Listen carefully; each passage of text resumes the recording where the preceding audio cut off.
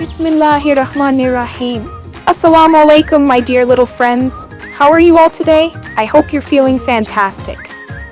Guess what? Today we have a super fun and exciting lesson from Zara Publications' new Howard series for English Nursery. So are you ready to learn something new and amazing? Let's begin. Activity first. Match the same letters. Look, here are some big letters and small letters. Your job is to match the same letters together. Use a pencil to draw a line and connect the matching letters. Second, match the letter with the picture. Now you see 3 letters, A, B, C, and 3 pictures below them. C, cake. So, C for cake. B, balloon. So, B for balloon. A, apricot. So, A for apricot. Connect each letter to the correct picture. Then, color the pictures beautifully.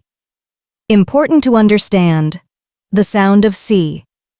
This letter is called C, pronounced as C.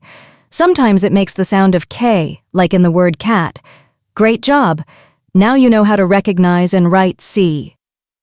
Wow! You did an amazing job completing this activity. Keep practicing, and soon you'll become even smarter.